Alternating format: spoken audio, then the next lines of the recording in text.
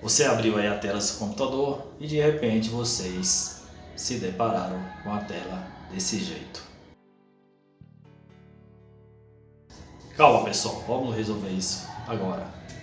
Antes disso, peço que vocês deixem aquele like maroto, clique aqui no sininho das notificações para vocês estarem recebendo o vídeo do canal na plataforma. Eu sou Sivaldo Martins, aqui no canal tem vídeo todas as semanas, venha conferir.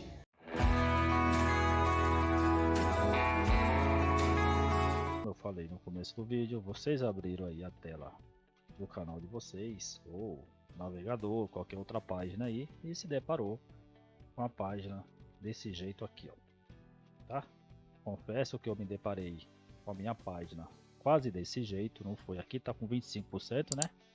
É o mínimo que ela chega, e me desesperei para saber o que estava acontecendo, né? E o jeito é bem simples de resolver. Eu só peço que vocês deixem aquele like maroto, clique aqui no sininho das notificações para vocês estarem recebendo o vídeo aí do canal na plataforma.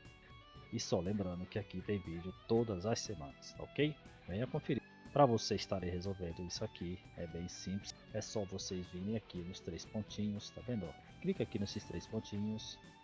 Aqui está o zoom. Tá vendo aqui, ó, em 25%?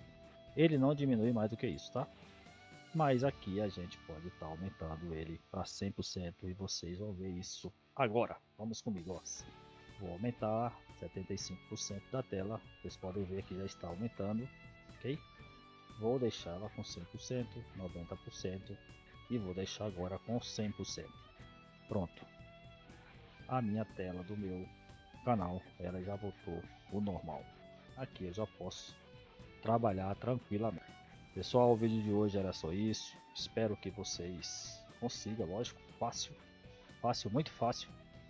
Agradeço a todos vocês, ficam todos vocês com Deus e até o próximo vídeo. E fui.